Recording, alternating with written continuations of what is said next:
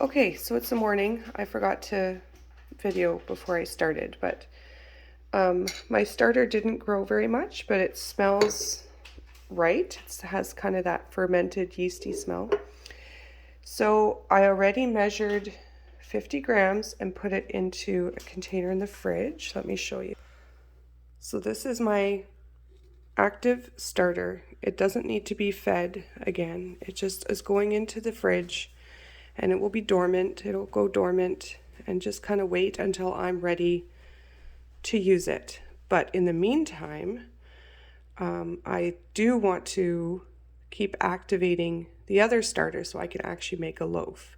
So the part that I'm going to use for bread this time is the one that's on the counter. So this is just hanging out in the fridge. This is active, or it's a fed starter, so it's a healthy starter, but it's not going to be used right now. It's waiting for a future time to be used. So this is the starter I'm measuring out.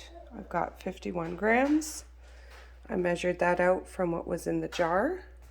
So 50 grams went into the fridge, and then there's still a bit extra, and I'm not going to throw it out. I'm going to put it in my sourdough discard container because I don't want to waste it. So I just put the rest of that starter into my discard container, and here's my empty jar. I'm going to just use the same jar. I don't have to clean it because, yeah, it's just going to be mixed right in. So in this jar, I'm going to do the same thing I did yesterday. I'm going to put my 50 grams of starter, 50 grams of warm water, 50 grams of whole wheat flour. Okay, so here's my starter. 50 grams starter, 50 grams water, 50 grams flour. And I'm going to put that back on the counter with a towel. And so right now it's the morning. I'm going to check it again this evening in about 12 hours. And I'll probably do exactly the same process because I want to be able to bake bread tomorrow. But I want to make sure that my starter is active and healthy to actually make a batch. So sometimes if you have it in the fridge for a long time, it'll take a bit to activate it. It'll take a couple feedings on the counter.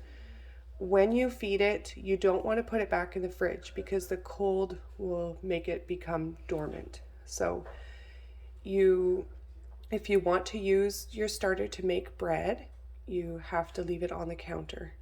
So there we go. That's my step 2.